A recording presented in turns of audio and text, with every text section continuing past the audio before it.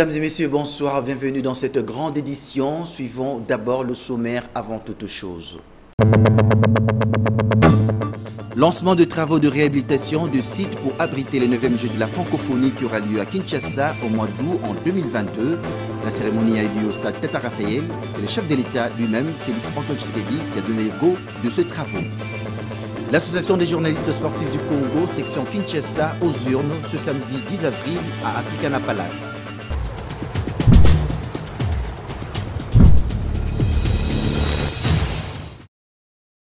Lancement au stade Tata Raphaël de travaux de réhabilitation de sites pour l'organisation du 9e jeu de la francophonie prévu au mois d'août en 2022. C'est le chef de l'État lui-même, Félix Antoine Tshisekedi Tshilombo, qui a donné les go de ces travaux. Les détails avec notre confrère Papi Katassi.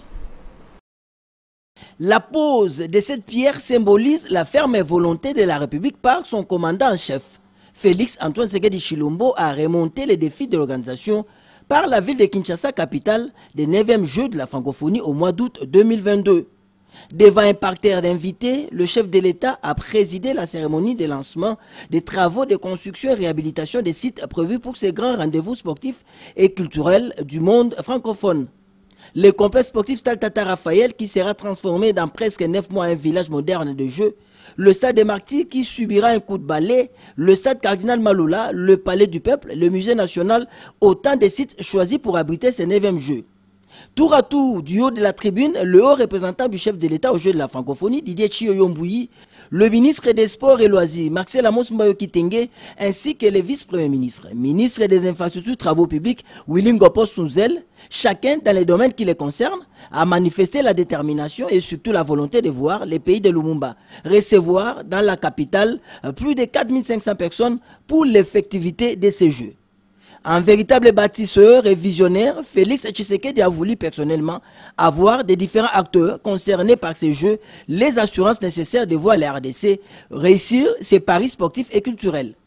Pour rappel, ce 9e jeu prévu 19 au 28 août 2022 présentera une palette de disciplines, notamment art visuel, art de la rue, contes et conteurs, danse, création numérique et littérature en ce qui concerne les concours culturels. Le sport regorgera des disciplines telles basket, football, handisport, lutte traditionnelle, tennis de table et cyclisme.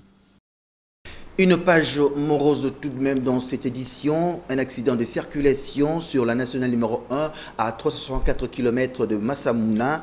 Un bus qui venait de Kikwit pour Kinshasa a été calciné. Plusieurs passagers à bord ont été bloqués. Les détails avec notre correspondant Gloire Mounungi. Plusieurs personnes sont mortes calcinées dans un accident de circulation survenu jeudi 8 avril sur la route nationale numéro 1 au niveau du village Kiwawa dans la province de Kwilu. Selon le gouverneur de la province, Willy Ichundala, il s'agit d'un bus appartenant à l'entreprise Biocha qui venait de Chikapa pour Kinshasa. Le véhicule transportait plusieurs passagers et des bidons d'huile de palme. Il est renversé lorsqu'il voulait dépasser une petite voiture de marque Toyota surnommée Ketch. Le bus a pris feu, causant de nombreuses victimes. Le gouverneur ne donne pas de bilan précis, mais il indique que des blessés sont actuellement soignés dans un centre de santé de la localité Massamouna. Prenons à présent notre rubrique Actualité vue par les autres. Esther Badibiabia a tendu son micro à Patrick Ngowou, rédacteur en chef à l'APIC Télévision. Il y a le président de la CENI qui déjà s'exprime devant les élus à l'Assemblée nationale. Il est en train de présenter son rapport sur les processus électoraux allant de la période de 2012 à 2019. Alors, il est en train de faire le bilan, en fait. Vous savez que durant tous les processus électoraux, il y a eu toujours des revendications, il y a toujours eu grogne. Alors c'est le grand moment pour que l'on se rende compte de ce qui s'était passé réellement selon la CENI. Et le président de la CENI, Corneille Nangaa, avait aussi promis de faire des recommandations concernant les élections qui viendront. En tout cas, autre chose dans l'actualité, vous savez, on est toujours à l'attente de la sortie du gouvernement. Il y a des promesses qui se font. D'ailleurs, les sources de l'Union sacrée parlent de 98% déjà de l'exécution du travail et que ça pourrait nous tomber dessus à n'importe quel moment. Ça peut être demain, après-demain. Donc on est toujours en attente. Et il y a aussi dans le Nord Kivu, il y a des manifestations anti-MONUSCO qui continuent jusqu'à aujourd'hui. Aujourd'hui c'est le 5e jour de journée sans activité. Hier d'ailleurs il y a eu des arrestations, plusieurs arrestations des mouvements, des jeunes activistes, des mouvements citoyens notamment. Ils ont été arrêtés lors de ces manifestations. En tout cas ils sont en train d'exiger le départ de la MONUSCO du sol congolais parce qu'ils estiment qu'ils seraient complices de tout ce qui se passe. Donc selon eux, la MONUSCO crée l'insécurité pour continuer à justifier sa présence sur le sol congolais. Compulsons à présent notre page sportive. C'est ce samedi 10 avril 2021 à l'hôtel Africana Palace que sera connu le nouveau président de l'association des journalistes sportifs qui se rend en lice. Tentative et réponse à travers ce reportage que nous propose Patrick Borel-Mokendi. L'association de journalistes sportifs du Congo pour la ville de Kinshasa sera dotée d'une nouvelle direction qui travaillera sous les signes du renouvellement, du rajeunissement et de la féminisation. C'est là à l'issue des élections qui seront organisées samedi 10 avril à Africana Palace. Candidate au poste du président de la JSC Kinshasa, Chantal Kaembe Chibola, journaliste à la RTNC2, promet la fumée blanche. L'appel est lancé à tous les journalistes, les 2-3 heures du temps que nous n'allons pas perdre parce que ces temps-là nous sera bénéfique dans un avenir très proche. Alors sacrifions nos 2 heures, 3 heures demain pour être nombreux dans la salle et que le vote soit utile. Nous savons mieux, nous sommes conscients de la lourde charge qui nous attend.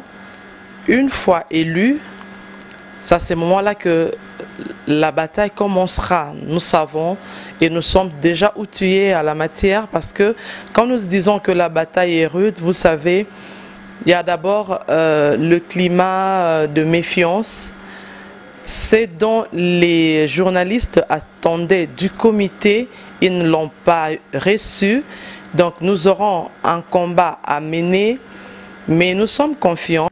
Avec sérénité, celle qui a embrassé le journalisme depuis 1999, passant de la RTMV Digital Top Congo à une vision, celle de mettre en pole position la méritocratie, donc l'égalité des chances selon le mérite de chacun.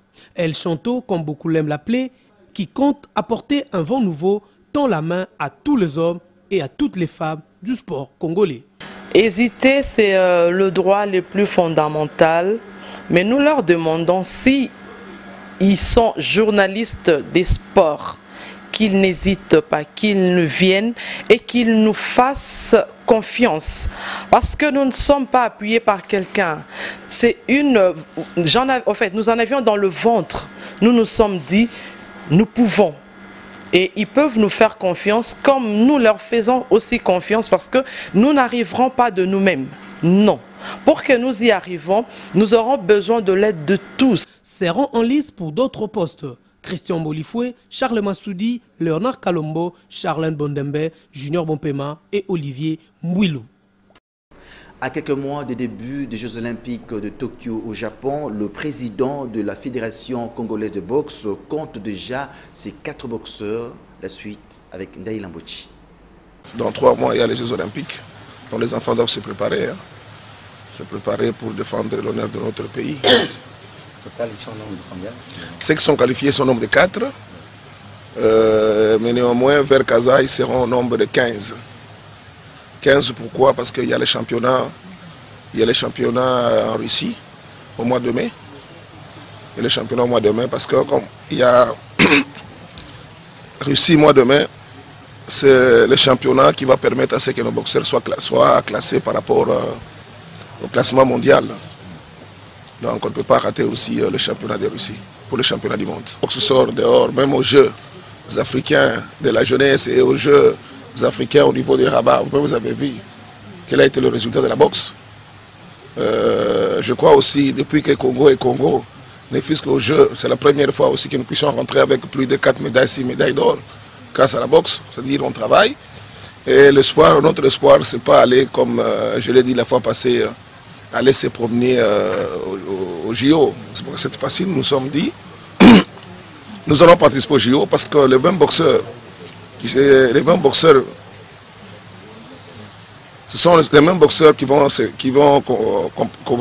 retrouver au niveau des JO là-bas. Ce sont les mêmes boxeurs qu'on se retrouve avec au championnat du monde. Donc, on n'a pas peur, c'est pour revenir. On croit vraiment, on croit au travail. On croit au travail pour qu'il y ait le résultat. Faisons à présent le tour des actualités avec nos confrères de la Voix de l'Amérique.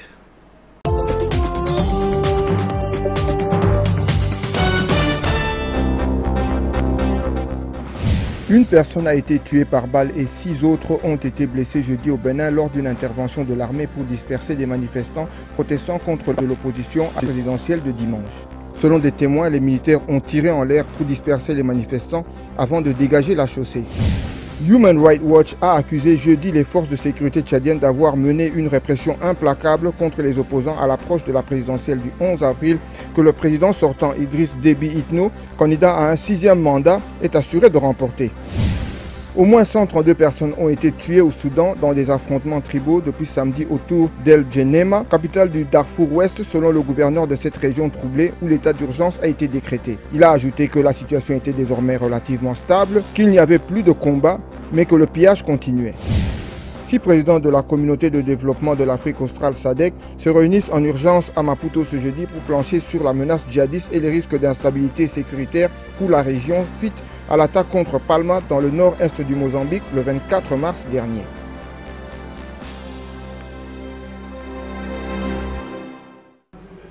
Place maintenant à notre page internationale. Aux États-Unis, le témoignage d'un expert est venu accabler un peu plus Derek Chauvin, le policier de 45 ans accusé d'avoir provoqué la mort de George Floyd. Pour le pneumologue Martin Tobin, c'est bien la pression exercée pendant près de 10 minutes sur la nuque et la cage thoracique qui a causé la mort de l'Afro-Américain il y a 1 an dans une rue de Minneapolis. George Floyd a crié plusieurs fois « Je ne peux pas respirer » aux policiers avant de perdre connaissance et de décéder sur l'asphalte, les mains menottées dans le dos. Monsieur Floyd est mort d'un faible niveau d'oxygène causé par des difficultés à respirer qui a endommagé son cerveau et provoqué une arythmie qui a causé un arrêt du cœur. Le médecin a calculé la pression exercée directement par Derek Chauvin sur le cou de George Floyd à plus de 40 kilos. Le genou du policier blanc est resté appuyé pendant encore plus de 3 minutes après sa mort. Derek Chauvin, qui risque 40 prisons, clame son innocence et affirme avoir suivi une procédure conforme à sa formation pour maîtriser un suspect récalcitrant. Le vaisseau Soyouz a décollé avec succès du cosmodrome de Baïkonour au Kazakhstan direction la Station spatiale internationale. À son bord 2 cosmonautes russes et 1 astronaute américain partis pour une mission de 6 mois à bord de l'ISS. Ce lancement est aussi l'occasion pour les Russes de célébrer les 60 ans du voyage de Yuri Gagarin, le premier homme à avoir été envoyé dans l'espace. C'était le 12 avril 1961, un événement historique sur fond de guerre froide et de lutte acharnée entre les États-Unis et l'Union soviétique pour la conquête spatiale. 60 ans après, l'industrie spatiale russe souffre de la concurrence de nouveaux acteurs privés comme SpaceX et d'un manque criant de moyens financiers. L'État russe accorde davantage sa priorité aujourd'hui à des projets militaires.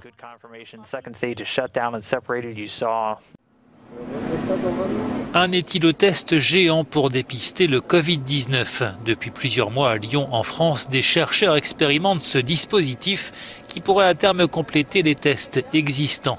Par rapport au test PCR nasopharyngé, celui-ci présente plusieurs avantages. Il est à la fois non invasif et permet d'avoir des résultats en quelques secondes.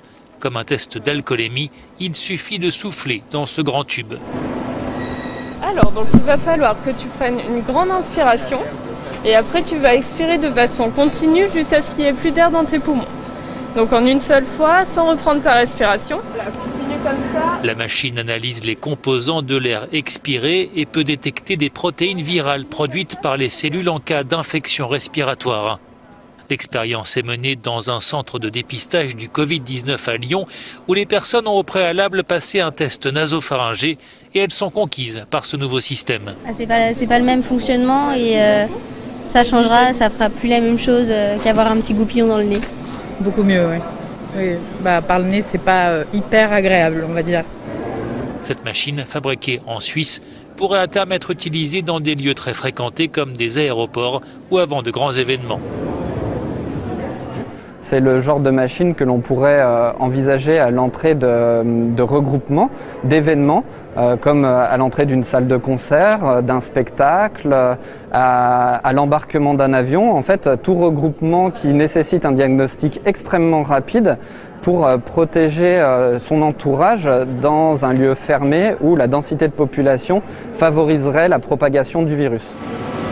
Cofinancé par l'Union européenne, le projet Covid Air poursuit à ce stade ses expérimentations dans l'espoir de faire son entrée prochainement dans le domaine public. Vous allez prendre une grande inspiration et après vous allez expirer de façon...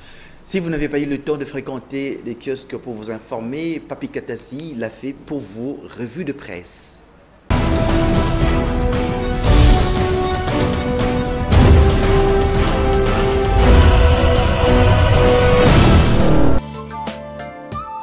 Mesdames et messieurs, bienvenue à toutes et à tous dans cette revue de presse de ce vendredi 9 avril 2021. Tireur de ficelle à l'Est, la Cinco prête au déballage, titre à la une, La République. Selon notre confrère, par l'intermédiaire de l'abbé Donatien Cholet, la conférence épiscopale nationale du Congo, Cinco, a déclaré hier au cours d'un point de presse détenir des informations nécessaires sur l'insécurité persistante dans la partie Est de la République démocratique du Congo. Par la même occasion, nous dit notre confrère, la Cinco s'est dit prête à collaborer avec la commission parlementaire pour établir les responsabilités des uns et des autres.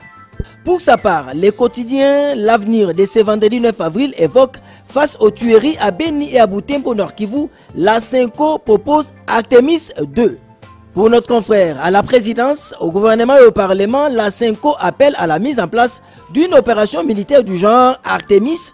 À la présidence, au gouvernement et au parlement, la Cinco appelle à la mise en place d'une opération militaire du genre Artemis.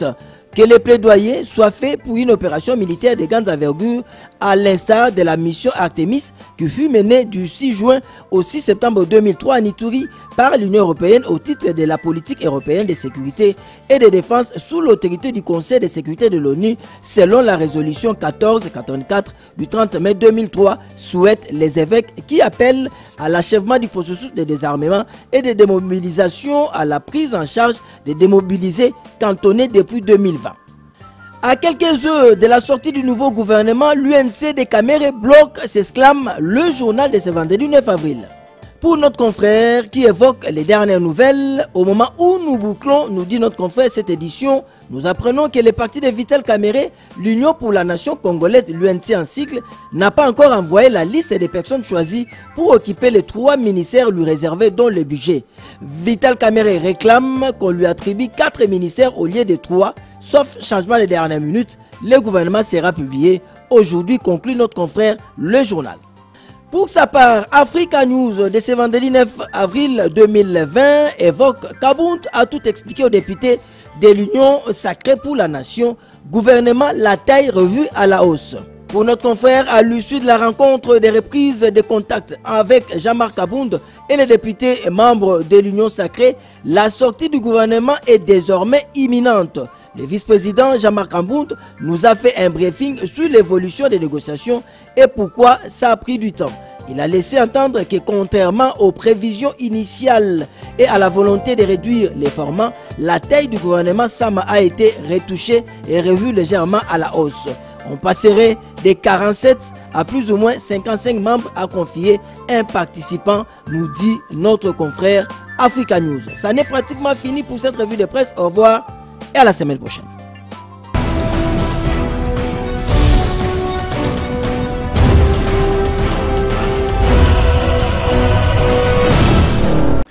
C'est la fin de cette édition. Avant de nous quitter, suivons d'abord le rappel de titre. Lancement de travaux de réhabilitation du site pour abriter le 9e jeu de la francophonie qui aura lieu à Kinshasa au mois d'août en 2022.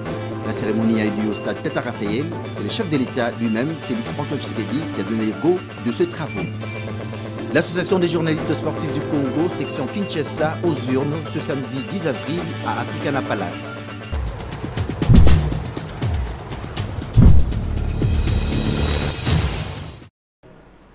Voilà qui met complètement un terme à cette édition. Merci de l'avoir suivi. Je ne peux que vous souhaiter un bon début de week-end.